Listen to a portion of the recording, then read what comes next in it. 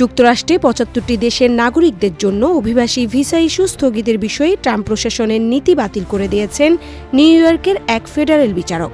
শুক্রবার দেয়া রায়ে তিনি বলেছেন, এই নীতিটি ছিল স্পষ্টতই বেআইনি এবং এটি ফেডারেল অভিবাসন আইনের পরিপন্থী। ম্যানহাটনের সাউদার্ন ডিস্ট্রিক্ট অফ নিউ ইয়র্কের বিচারক জেনেট বার্গাসের মতে, এই নীতি যুক্তরাষ্ট্রের প্রচলিত অভিবাসন আইনের সঙ্গে সাংঘর্ষিক। বিচারক ভার্গাস বলেন, জাতীয়তার ভিত্তিতে নির্দিষ্ট দেশের নাগরিকদের অভিবাসী ভিসা দেওয়া পুরোপুরি বন্ধ করে দেওয়ার এই নীতি বিদ্যমান আইনি কাঠামোর সরাসরি লঙ্ঘন।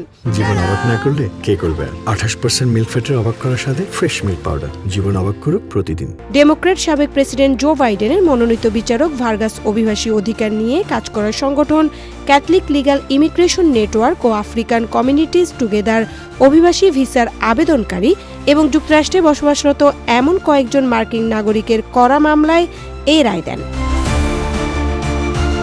যারা সংশ্লিষ্ট দেশগুলো থেকে পরিবারের সদস্যদের যুক্তরাষ্ট্রে আনতে আবেদন করেছিলেন। শারমিন সুলতানা, নিউজ ডেস্ক, দৈনিক ইনকিলাব।